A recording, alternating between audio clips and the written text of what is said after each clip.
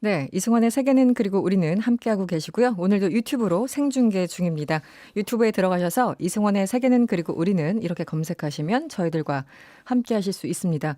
네, 제가 오프닝에서 예고해 드렸던 대로 조주빈 오늘 신상 공개 현장에서 보였던 여러 가지 발언과 행동들 참으로 궁금합니다. 그래서 32년 차 강력계 형사 출신이신 김복준 한국범죄학연구소 연구위원 모셨습니다. 어서 오세요. 네, 안녕하세요. 예. 네. 예. 오늘 오전에 이 포토라인에서 조주빈의 모습을 예. 누구보다 유심히 보셨을 것 예. 같은데요. 고개를 빳빳이 들고 그러니까 예. 뭐 표정에 별로 변화도 없어 보이고요. 목소리도 굉장히 톤이 일정했던 것 같습니다. 예. 저 개인적으로 좀 놀랐는데 어떤 인상 받으셨어요? 일단은 기본적으로 아마 저만 느낀 건 아니고 네. 반성하는 표정이나 태도는 절대 아니죠. 네네 없습니다. 물론 뭐 고개를 뻣뻣이 들었다고 그러는데 고개는 숙일 수도 없었어요. 목보호대를 했기 때문에 네네. 어차피 그 고개는 숙일 수 없었고 경찰관들은 또 그런 면에서는 그 부분에 신경을 좀 썼죠. 네. 고유정 그 커튼 머리 때문에 네네. 경찰이 비난 많이 받았었거든요. 그랬었죠. 그래서 목보호대 때문에 숙일 수도 없었고, 근데 정면을 똑바로 응시하는 그런 태도는 네. 반성하는 태도는 아닙니다. 반성한 태도 아니다. 이런 얘기를 했어요. 악마의 삶을 멈춰줘서 감사하다. 예. 여기서 이 사람이 얘기하는 이 악마라는 말은 어떻게 해석을 해야 될까요?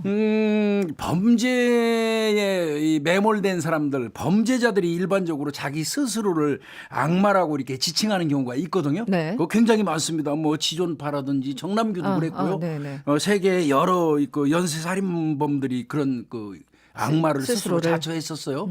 그래서 이 범죄자들이 얘기하는 그 스스로의 자칭 악마는 사실상 나쁜 의미의 악마가 아니에요. 그들 그렇습니까? 세계에서는 네. 거의 절대자 같은 존재, 아, 어떤 지존 같은 존재, 네. 이런 식으로 해석을 하거든요. 그래서 여기서 본인이 악마라고 지칭한 거는 저는 그런 맥락으로 보는 게 맞다고 생각이 들어요. 만약에 반성하는 태도에서 반성의 의미로 스스로를 악마라고 했다면 그 네. 뒤에 그 들어오는 질문 같은 거에 순순히 응했어야 되는데 답변을 할수 있죠. 전혀 아니었거든요. 네. 예. 실제 이 온라인상에서 이 조주빈 같은 경우는 뭐 절대 권력처럼 행동했다. 말과 예. 행동이. 예. 그래서 이제 그런 맥락에서 이 악마를 해석을 해야 된다는 말씀이시고요. 예.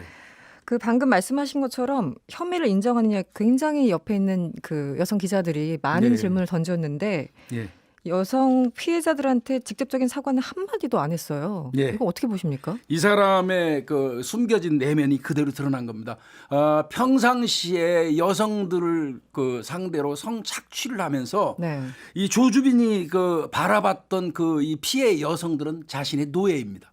노예다. 예, 네. 노예한테 그 뭐 감히 잘잘못을 따질 위치에 있다고 보느냐 하는 어떤 메시지 같은 거고요.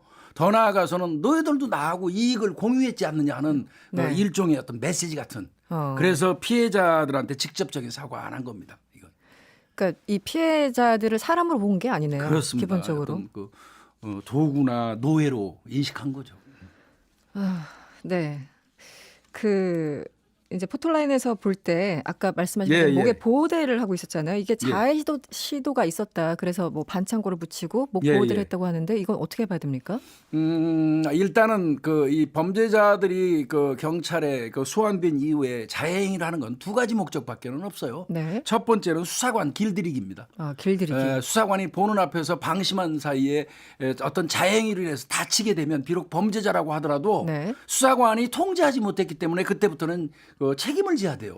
심리적으로 위축될 수밖에 없거든요. 네. 그래서 수사관 길들이기가 첫 번째. 두 번째로는 시간 벌기입니다. 시간 벌기. 예, 시간을 그 자기 범죄 사실에 대해서 생각할 시간을 갖고 네. 시간을 벌기 위해서 하는 행위거든요. 그래서 자해행위는 두 가지 형태로 봐야 되는데 아마 시간 벌기 했던 것 같습니다. 조주빈 예. 같은 경우에는. 예. 네. 그럼 그 목보호대 같은 경우 일반적으로 그렇게 자해 행위를 하면 예. 그렇게 경찰에서 그런 조치를 취합니까? 일반적으로? 아마 이 벽을 아마 머리로 들이받은 것 같아요. 그래서 네. 이마 부위가 열상이 있어가지고 이제 반창고를 테이핑하고 나왔죠. 네. 그 과정에서 이 목 쪽에 좀 무리가 있었던 것 같고요. 그러다 보니까 경찰이 이건 기회죠. 사실 경찰의 입장에서는 어떤 신상 공개를 하는데 네. 고유정 학습 효과가 있잖아요. 커튼 머리. 예, 네. 커튼 머리. 그런데 목보호대 채워주면 그리고 양쪽에서 수사관들이 팔짱을 끼고 있으면 고개는 못 숙이잖아요. 숙일 허리는 수가 숙일 수 없었군요. 없고요. 그리고 고개를 못 숙이니까 완벽하게 노출될 수 있죠. 그렇군요. 오늘 뭐 손석희 뭐 대표이사나 김웅 기자 등등 유명한 사람들의 이름을 굳이 언급을 했습니다. 그리고 이 조주빈이 평소 박사방에서 유명 인사들과 친분을 주장했다. 이런 네. 보도도 있는데요. 어떻게 보십니까? 뭐 물론 뭐 이 경찰에서 이 세 분 관련돼서 조사를 받았을 겁니다. 네. 조사를 받는 과정에서 어차피 이거는 언젠가 자신의 범죄 사실에 의해서 밖으로 나갈 거니까 이야기하는데 그 얘기를 또 안 해도 되지만 구태여한 거는 과시입니다. 과시. 예, 여전히. 과시입니다. 네. 나 뭐 이 정도 비록 범죄는 했지만 네. 나는 이 정도 레벨에 있는 사람들을 대상으로 한다. 그러니까 나를 자범 취급하지 말라. 뭐 이런 형태의 자기 과시를 드러낸 거라고 저는 봅니다. 나는 잡범이 아니다. 그리고 악마다. 절대적인 지존이다. 예, 예. 이런 맥락. 관련해서 JTBC가 공식 입장을 냈죠. 조주빈이 손석희 사장에게 자신이 흥신소 소장이라고 이제 접근을 했고 손 사장이 이제 이 사기 협박에 속아서 금품을 건네줬다라는 게 요지입니다. 네. 이 조주빈 같은 경우는 단순하게 성착취, 단순하다는 표현은 그렇지만 이 한 가지의 범죄만 저지른 게 아닌 것 같습니다. 그렇죠. 예. 네. 조주빈 뭐 보니까 엄청나게 많습니다. 네. 그 텔레그램 방이라든지 이런 데에다가 마약을 팔겠다, 네. 아니면 총기를 총기. 판매하겠다 해가지고 돈만 받아먹고 사기 행각 네. 했죠. 거기에다가 뭐 이 또 정치인의 어떤 개인 비리를 내가 휴대폰 그 저장 장치에 가지고 있다 그러면서 네. 그거 제공한다 그러면서 개인 유튜버 하는 기자예요. 네네. 뭐 1,500만 원 받았죠. 네. 그것도 사치행각했고 더 나아가서는 본인의 직원급 때는 공익요원이 그 어떤 청부 사례를 부탁하니까 네. 한 400만 원 받고 실행은 하지 않았지만 그런 그런 행위. 그래서 뭐 아주 뭐 종합적인 어떤 그 범죄자라고 봐야 될 것 같아요. 모든 범죄를 다. 2623번님이 문자 주셨는데요. 그렇게 자기 과시를 좋아하는 건 연쇄 살인범들과 이 심리가 비슷한 거 아닌가요? 이런 질문을 주셨어요. 예, 예. 이 32년 동안 뭐 현장에 네. 계셨으니까 많은 정말 엄청난 유형의 이 범죄자들을 보셨을 것 같은데 예. 이 조 씨는 어떤 유형의 범죄자입니까? 일단은 그 조주빈 같은 경우는 아마 할 겁니다. PCRL 검사라고 그래서 PCR. 사이코패스 검사를 할 거예요. 네. 지금 그 조주빈이 그 나타내는 특징 같은 거를 보면 일단 자기 과시가 심해요. 뚜렷하고. 즉 포장을 한다는 거죠. 네. 거기에다가 어떤 그 이중적인 태도, 음. 뭐 봉사 활동을 하는가 하면 네. 아니면 밖에서도 다른 짓을 하고 있고요. 그리고 공감 능력이 절대 부족하죠. 네. 여성들을 착취하고 잔혹할 정도로 어떤 그런 범행을 하지 않습니까? 네. 그다음에 뭐 공감 능력이라든지 죄책감 없다. 이런 여러 가지를 종합적으로 판단해 보면 이건 사이코패스 진단을 해야 되겠다는 생각이 들거든요. 네. 사이코패스 중에서도 이제 그 일본의 범죄학자가 얘기했던 양복을 입은 뱀.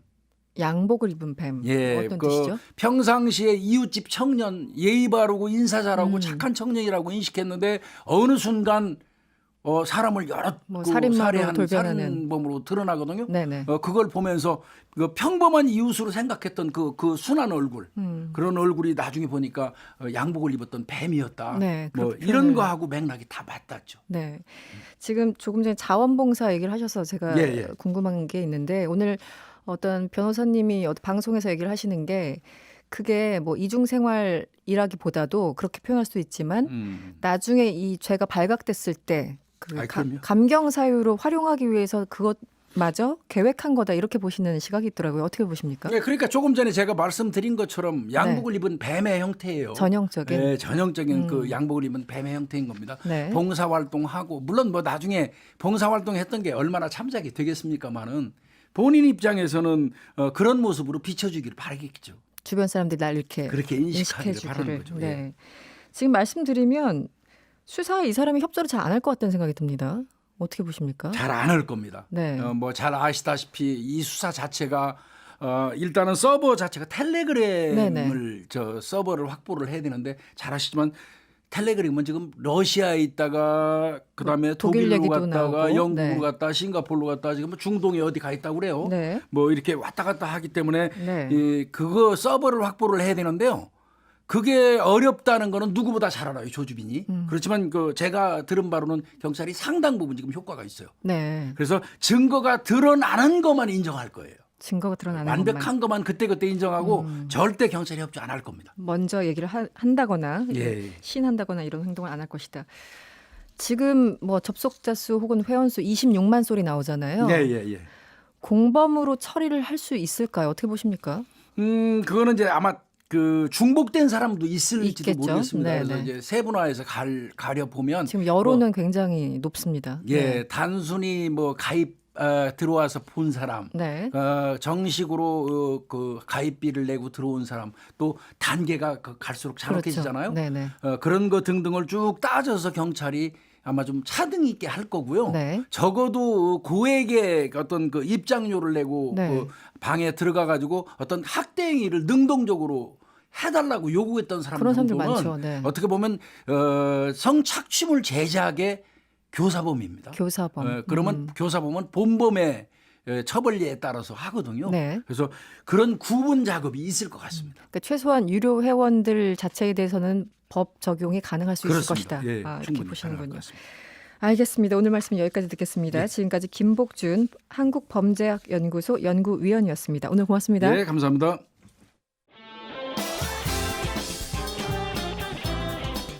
여러분의 퇴근길을 꽉 채워드립니다. 평일 저녁 6시 5분 이승원의 세계는 그리고 우리는